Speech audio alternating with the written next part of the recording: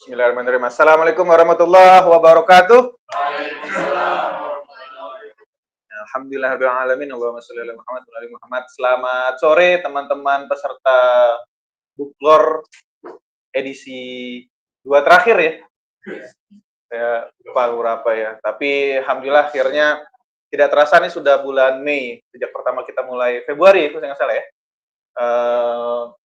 Kata Yogi awal-awal kayaknya lama nih gitu ya. Saya juga waktu diajak berapa bulan, ternyata udah Mei aja gitu. Alhamdulillah, mudah-mudahan terasa cepat ini bukan karena ternyata kita nggak ikut banyak gitu ya. Jadi yang terasa cuma sedikit. Iya. Tapi mudah-mudahan di sebalik itu adalah karena memang kita menikmati proses ini gitu. Nah, dan kalau ngobrol-ngobrol ya dengan sebagian besar teman-teman, saya yakin kita mendapatkan banyak manfaat lah di sini. Gitu. Dan biasanya kalau kita udah agak akhir-akhir nih mulai merasa, aduh habis ini mau ngapain gitu. Tentu banyak yang bisa dilakukan lagi, tapi sekali lagi ini progres yang saya kira patut dijaga dan patut disyukuri juga. Dan tentu di akhir nanti kita bisa melihat diri sendiri, oke kita sudah sampai pada tahap mana gitu. Nah, untuk semakin menyempurnakan proses ini, hari ini kita akan kembali lagi menyimak pembahasan 2 buku yang entah kenapa ya, judul bukunya sama-sama dimulai dengan kata the. Iya kan benar, iya. Benar. Kata-kata the. Iya benar. The itu menunjukkan hakikat marifat kita terhadap buku ini. Dan dilanjutkan dengan kata the rise of gitu ya. Jadi kalau teman-teman lihat 2 buku di depan ini dan bagi siapapun nanti akan menyimak rekaman ini, kita dapat edisi spesial gitu. Membahas buku yang sama-sama dimulai dengan kata The Rise of. Yang pertama The Rise of University, ini buku karya Charles Hoskinson, dan kedua The Rise of College in The Rise of College Institution Learning Islam and the West, tulisannya George Makdisi. Iya. Iya. Ada hari ini ya. Ini berkat memang Nahlan juga nggak datang hari ini. Baik. Biar tidak memperpanjang kalam lagi, sebenarnya ada apa di balik kata-kata the rise ini? Dan dari judul sebenarnya kita sudah bisa menebak, oke, mungkin kedua buku ini akan membahas satu dari sudut pandang peradaban Barat, mungkin, dan satu lagi mungkin dari Islam. Mungkin, tapi nanti biar kemungkinan itu dikonfirmasi oleh kedua bookteller kita. Yang pertama, mari kita panggilnya, kita panggilkan Mbak Farah yang akan membahas buku Hoskinson The Rise of University, dan nanti dilanjutkan oleh Mas Colby yang akan membahas buku kedua yang lebih tebal ini. Jadi agak berbeda karena ada yang mengusulkan kemarin. Jadi format sekarang kita pakai sistemnya panel, artinya dua bookteller akan menyampaikan isi bukunya terlebih dahulu, baru nanti sesi diskusi kita taruh di akhir. Mungkin juga dengan pendekatan seperti itu kita bisa sekaligus membandingkan, oke, 2 buku yang pakai kata-kata the rise ini ya, apakah ada cara pandang di antara mereka berdua, atau mungkin kita juga bisa memperbandingkan historiografi di antara mereka berdua, atau juga justru dia saling melengkapi satu sama lain. Tanpa perpanjang kalam lagi, silakan Mbak Farah boleh maju ke depan, nanti setelah itu Mas Colby. Boleh kita berikan ya, teman.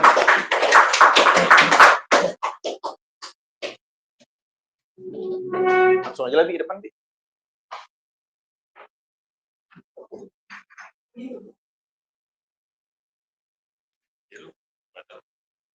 Ini langsung mulai aja, Mas. Bismillahirrahmanirrahim. Assalamualaikum warahmatullahi wabarakatuh. Oke, tadi sudah dibuka dengan sangat meriah oleh Mas Zaki. Terima kasih sebelumnya. Yang katanya tadinya nggak mau datang. Gitu. Oke. Ini sebetulnya tadi karena menyinggung kenapa sama-sama The Rise. Kalau secara jadwal kan sebetulnya hari ini harusnya Ahlan ya. Gitu. Terus kebetulan di pekannya saya harus presentasi itu saya nggak bisa. Terus kira-kira siapa yang bisa diminta tukeran ya? Nah kebetulan pas saya lihat judul, kayaknya ini deh setipe The Rise of College. Kayaknya menarik kalau misalkan lagi. Akhirnya minta tukerannya antara Kolbi sama Ahlan. Siapa ya? Oh coba deh ke Ahlan gitu. Kebetulan dia juga bisa. Jadi gitu. Ada ceritanya.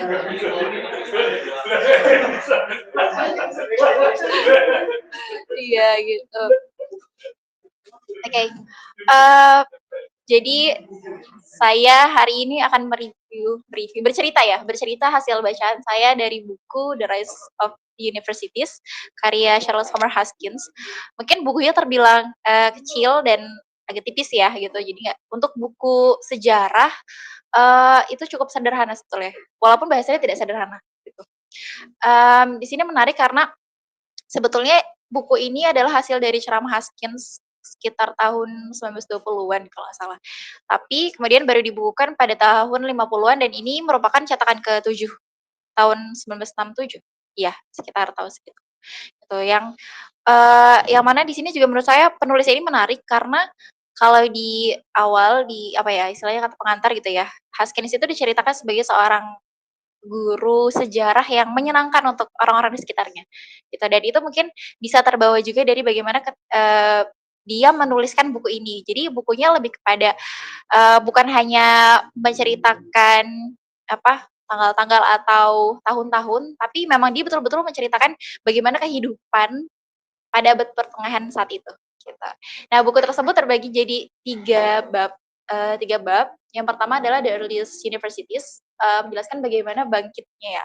Bagaimana awal-awal universitas itu berdiri, kemudian disusul dengan The Medieval Professor dan The Medieval Students. Gitu. Jadi ada 3 bahasan besar yang menceritakan kehidupan lah akademisi gitu ya, atau kehidupan universitas pada saat itu. Yang pertama adalah The Earliest Universities, bagaimana awal-awal universitas itu gitu. Kalau misalkan kita melihat kita perlu untuk membersihkan dulu pandangan kita terhadap universitas hari ini karena ternyata realitanya universitas itu berdiri itu jauh berbeda dengan yang kita lihat hari ini gitu. Universitas itu pada saat itu berdiri tidak dengan bangunan, tidak dengan sebuah institusi, tidak dengan sebuah kelembagaan atau ada semacam pengurusan yang struktur lah gitu. Tapi dia betul-betul tumbuh dari manusianya, bahkan istilahnya built by man. Ya, seperti itu. Karena betul-betul ya ditumbuhkan atau bangun itu dari manusianya sendiri.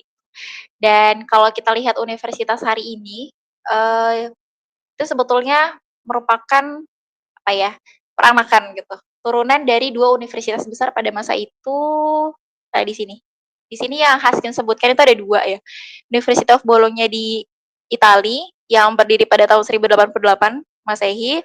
Yang kedua adalah University of Paris yang berdiri pada tahun 1200 gitu. Mungkin kalau kita bertanya itu universitas pertama atau bukan? Nah sebetulnya di sini Haskins juga bilang mereka nggak melakukan pencatatan secara khusus terhadap kapan sih sebetulnya berdiri universitas pertama, kapan, di mana, tanggal berapa. Yang mungkin kalau sekarang tuh ada dies natalis ya kampus gitu. Tapi sebetulnya mereka nggak punya pencatatan khusus gitu. Akhirnya 2 universitas ini mungkin ditandai sebagai yang terbaik lah ya pada masa itu. Jadi bisa disebut ya yang hari ini tumbuh itu lahirnya dari kedua universitas tersebut gitu. Ya tadi mereka tidak dibangun dengan bangunan, walaupun ya di sini ada bangunannya, tapi mereka lahir dari manusianya sendiri. Bahkan mereka itu datang dari berbagai tempat, dari tempat-tempat dari pegunungan, bahkan dari pegunungan Alpen. Mereka datang dari berbagai tempat untuk belajar di satu kota itu. Kemudian di sini saya suka istilah yang digunakan Haskins, orang-orang yang dengan senang hati belajar dan mengajar. Di situ kayak, ini nih kayaknya apa ya, sesungguhnya pendidikan tuh seperti ini ternyata, mengumpulkan orang-orang yang suka belajar dan mengajar gitu. Jadi bukan karena pengen ijazah, bukan karena sertifikat, bahkan pada saat itu tidak ada sertifikat, tidak ada ijazah gitu. Ya memang betul-betul orang-orang yang suka belajar dan mereka pengen mengajar gitu. Mereka datang ke satu kota itu karena memang istilahnya apa ya, perantauan ya, perantauan dari mana-mana. Kemudian mereka, hidup itu saling saling apa, saling melindungi satu sama lain gitu, menghadapi kerasnya kehidupan kota lah gitu. Menghadapi kerasnya kehidupan kota, mereka saling melindungi satu sama lain, bahkan untuk sekedar apa ya, menyewa satu tempat, yaitu karena mereka nggak punya gedung, akhirnya istilahnya kayak mungkin iuran gitu untuk nyewa aula atau gedung dan sebagainya. Oh, ya untuk perkuliahan mereka, makanya kuliahnya itu pindah-pindah pindah-pindah, nggak stay di satu tempat, ya tergantung mereka dapat tempatnya di mana gitu. Mereka juga bahkan punya ya karena memang kota itu akhirnya di mayoritas adalah para akademisi gitu yang sedang kuliah gitu, mereka bisa nentuin harga apa ya, harga sewa dari satu tempat gitu. Tuh, ya mereka bisa menghadapi, kondisi sosial masyarakat pada saat itulah dengan bekerja sama satu sama lain, seperti itu. Nah, kemudian, eee, nah di sini menariknya juga adalah kebangkitan universitas itu disebabkan oleh kebangkitan besar-besaran dalam dunia pembelajaran, gitu. Ya balik lagi ketika mungkin tidak semua apa ya, saya waktu itu sempat mempertanyakan nggak sih, mereka ini dikumpulkan karena apa sih? Apakah memang saat itu orang-orang kota itu nggak ada yang belajar di sana kah, sampai harus mendatangkan orang-orang dari pegunungan gitu? Ya karena memang walaupun ada, apa, sekumpulan orang yang suka belajar, itu bukan berarti itu mewakili masyarakat secara umum lah gitu. Iya, sebagian kecil aja. Kemudian, nah di sini Haskins juga bilang, kalau pendidikan atau ilmu pengetahuan di barat itu hanya terbatas pada 7 liberal arts, itu tidak akan menghasilkan universitas. Jadi justru lahirnya universitas itu karena, kedatangan ilmu-ilmu lain dari berbagai dari apa ya, dari tempat lain gitu, dan salah satunya adalah dari peradaban Islam, gitu. Di sini Haskins juga bilang, bahwa kedatangan Arab scholars dari Spanyol ya, dari Sisilia, mereka kemudian yang mengenalkanlah dengan Avicenna dan sebagainya gitu. Itu yang membuat ilmu pengetahuan pada saat itu tuh ya berkembang gitu kata kata Haskins seperti itu.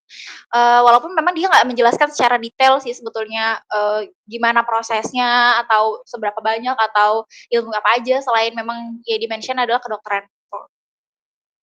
Kemudian,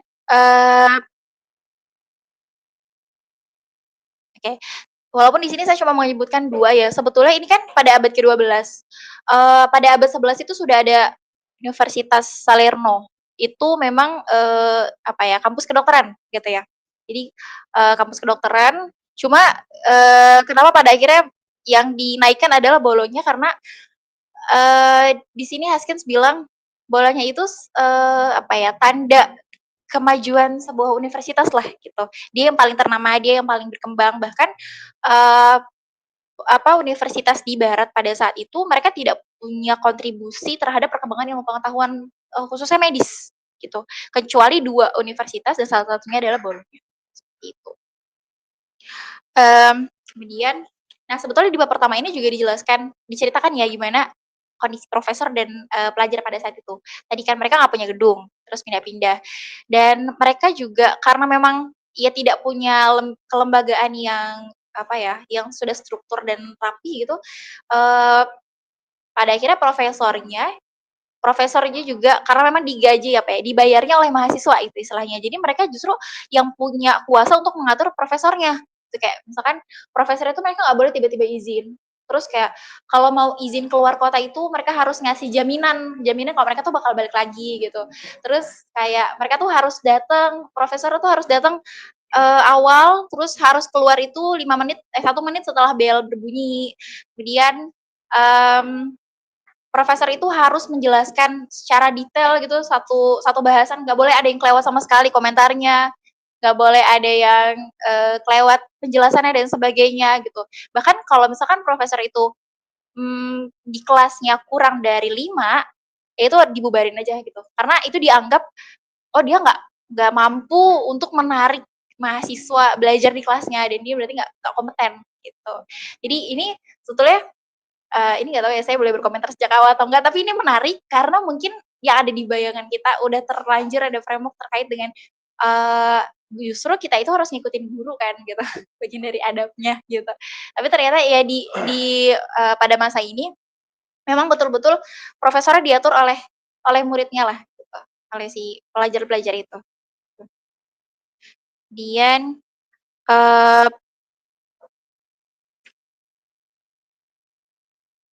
ya di sini masuk ke bahasan iya ini, pada akhirnya universitas itu didefinisikan a society of masters and scholars gitu. Tadi ya mendatangkan orang-orang dari berbagai tempat, kemudian ya mereka yang senang hati belajar dan mengajar dan ini saya ambil juga oh wow ini menarik. Ini saya nggak ngeh nih kalau misalkan ininya orang Arab.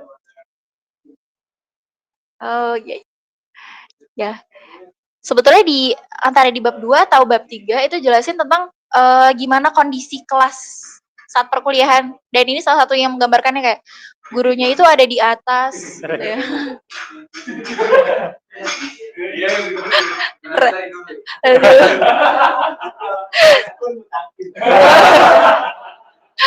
Ya, ya gimana kondisi guru itu adanya di atas ini ya kalau saya nggak keliru dalam membaca buku tersebut ya, mungkin gambarannya kurang lebih seperti ini gitu. Walaupun ya perkuliahan pada saat itu mungkin tidak ramai gitu. Makanya tadi kan kayak harus minimal 5, oh berarti nggak ramai lah. Gitu. Ya agar gurunya lebih terlihat gitu. Kemudian ya masuk ke bab kedua tentang profesor. Di sini ada 3 yang saya ambil, program studi, kemudian metode pengajaran dan status kebebasan guru. Nah,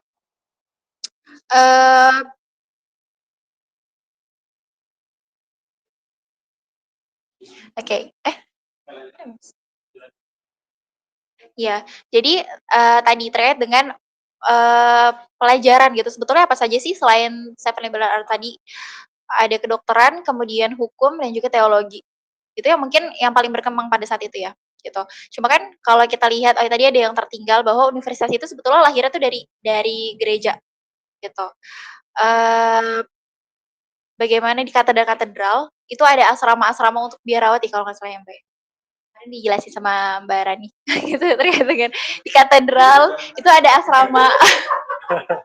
Iya, ada asrama-asrama untuk biarawati gitu. Sebetulnya itu mungkin lahirnya institusi pendidikan itu dari sana gitu. Jadi yang pertama kali dipelajari pastilah teologi, kemudian menyusul kedokteran dan hukum ya, gitu.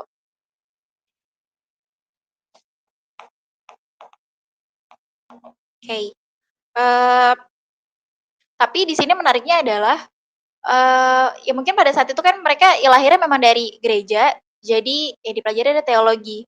Tapi di sisi lain ternyata teologi itu menjadi apa ya perbincangan juga gitu. Jadi semacam satu bidang yang kemudian ya diperbincangkanlah antara oh teologi untuk belajar teologi itu prosesnya lama, kemudian pelajarannya susah, buku-buku yang dibutuhkan untuk belajar teologi itu harganya mahal gitu. Jadi ya banyaklah kesulitan-kesulitan yang harus dilalui untuk seorang belajar teologi gitu. Pada akhirnya ada orang tua ya salah satu pelajar yang mengirimkan surat ke anaknya untuk kayak kamu bisa nggak pilih yang lain aja gitu kayak belajar kedokteran atau hukum yang prospek kerjanya tuh lebih menguntungkan gitu ke depan gitu. Sedangkan kalau belajar teologi itu kan ya mahal di biayanya, terus susah referensi dan sebagainya gitu. Nah ini mungkin bisa dilihat mulai apa ya, mulai pragmatis gitu ya terkait dengan program pembelajaran mereka seperti itu. Kemudian, nah di sini menariknya adalah pada periode awal ini mereka pakai buku teks yang sederhana, terutama terkait dengan tata bahasa. Ini sini ada istilah Latin Donatus dan Precision ini saya kurang tahu sih ini pastinya apa. Dan buku bacaan dasar gitu terkait dengan logika, aritmatika, musik, retorika, preposisi dan sebagainya gitu. Tapi ada masa di mana mereka masuk nih ke fase pengkajian sastra kuno yang disebut dengan kebangkitan klasik, namun tidak berumur panjang sebab dimatikan oleh, eee, kemenangan logika dan studi hukum. Jadi, mereka saat itu suka mengkaji karya-karya klasik, tapi pada akhirnya itu ternyata masanya nggak lama, karena memang orang-orang mulai, mempelajari logika dalam studi hukum dan retorika yang lebih praktis gitu. Jadi menurut mereka, oh ini tuh lebih praktis, jadi mereka lebih melirik untuk belajar ke sana. Kemudian pada, akhir abad ke-12, John dari Salisbury, ini saya kurang tahu sih ini sebenarnya John siapa, karena cuma disebutkannya John Salisbury, menentang, para para ahli logika yang dangkal pengetahuan sastranya gitu. Ya tadi karena memang menurut mereka kalau belajar sastra klasik itu, ya kayak, apa ya, mungkin kurang menguntungkan dan sebagainya. Akhirnya mereka beralih ke pelajaran-pelajaran logika yang lebih praktis dan berdampak, pada abad ke-12 itu, ya banyak orang-orang yang, ahli logika itu mereka nggak punya pengetahuan atau dangkal lah pengetahuan terhadap sastranya, gitu. Hingga pada abad ke-13 itu studi sastra itu hilang, karena kalah, melawan modern gitu. Tapi di sini saya kurang tahu isi kelanjutan terkait dengan sastra itu sendiri gitu. Karena, bahkan pelajaran seni pada saat itu, isi kurikulumnya itu adalah pelajaran logika dan retorika gitu. Nah ini atau mungkin ada makna lainkah dari seni itu sendiri gitu, dimaknai seperti apa sampai kurikulumnya itu berubah menjadi sesuatu yang mungkin kalau kalau hari ini sih kita beda banget ya antara seni dengan logika, seperti itu. Nah, pada masa itu, di kampus seni itu kurikulum seni itu justru diganti dengan ya tadi, logika atau silogisme, kemudian perdebatan. Perdebatan itu jadi kebiasaan intelektual. Nah, di sini juga menarik karena, itu kan masih di bawah kekuasaan gereja ya, tapi di sini Haskin menuliskan bahwa, silogisme atau perdebatan itu jadi kebiasaan intelektual pada zaman itu, gitu. Seperti, kedokteran, hukum, filsafat, dan teologi itu semua pakai silogisme. Makanya ini antara agak bertentangan ya atau ya saya kurang, tahu di situ. Kemudian, nah pada tahun 1254, mata kuliah di Paris seperti etika, metafisika, ilmu pengetahuan alam yang semula dilarang tuh mulai ada gitu.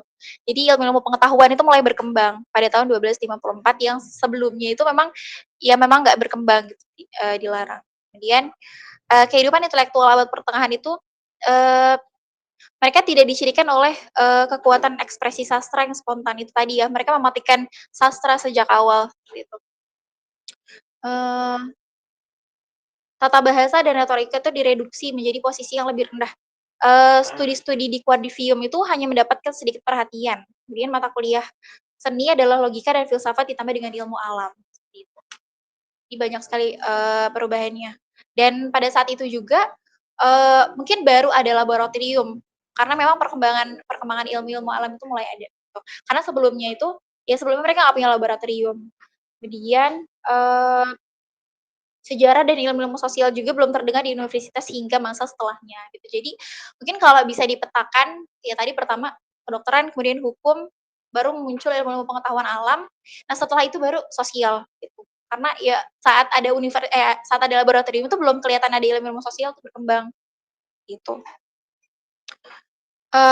Kemudian tadi 2 ilmu hukum dan kedokterannya di sini, ilmu hukum itu mereka pakai oh ya,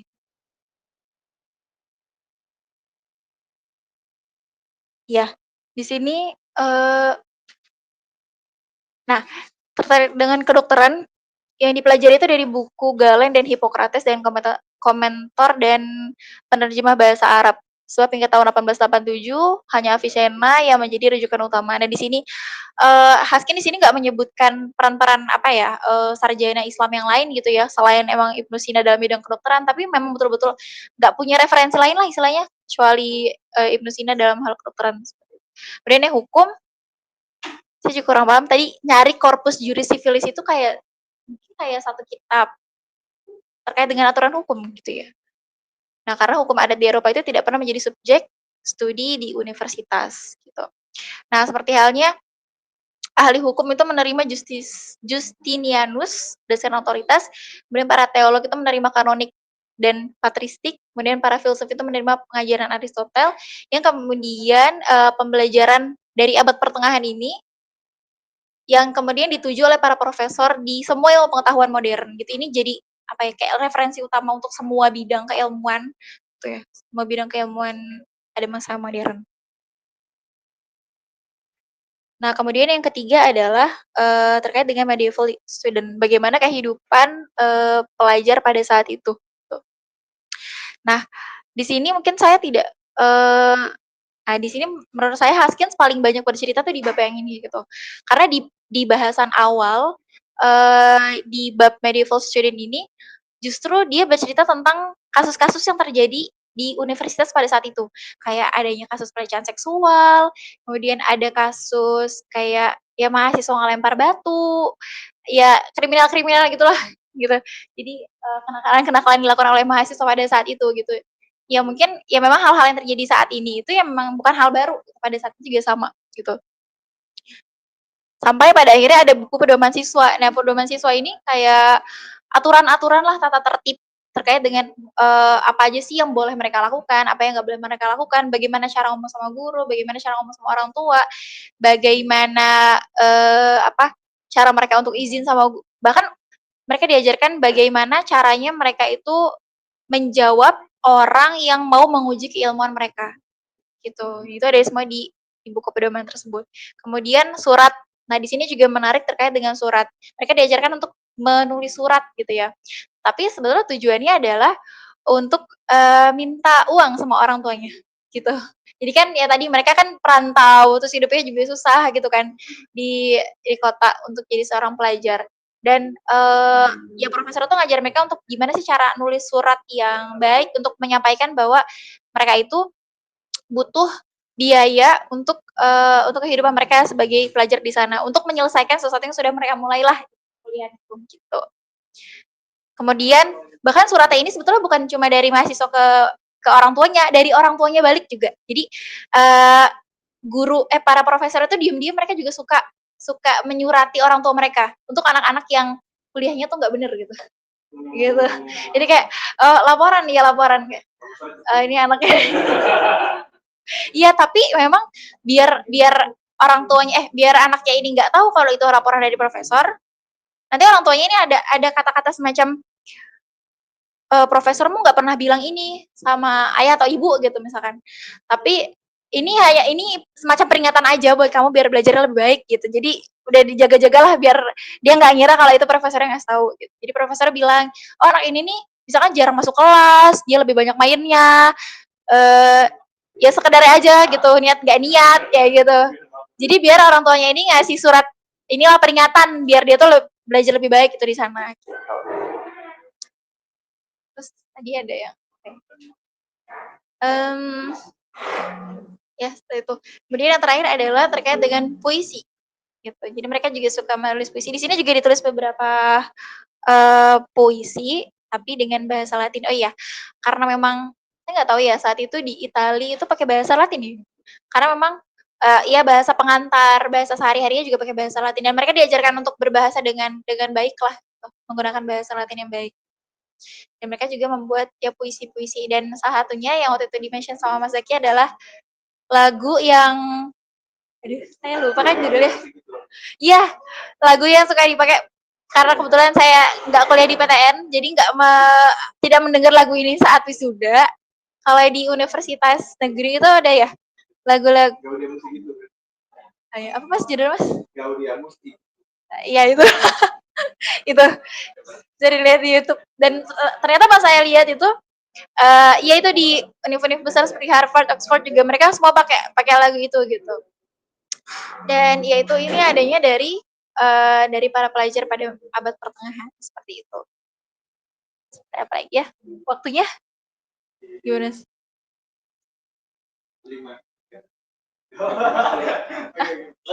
Oh masih ada waktu. Habis banyak. Ya, seperti itu. Oh iya, di sini ketinggalan. Jadi tadi ini sebetulnya bahasan bab kedua sih terkait dengan cara-cara pengajaran para profesor itu.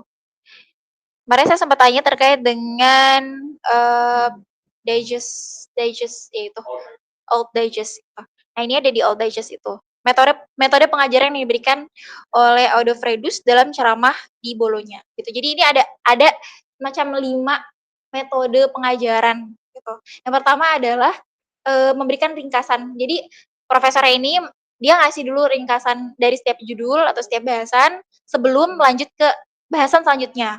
Kemudian yang kedua, ngasih ringkasan dari setiap bahasan itu sebelum lanjut, kemudian dia ngasih pernyataan yang jelaslah, tentang asumsi yang mendasari pernyataan tersebut, itu dalam bahasan-bahasan tersebut.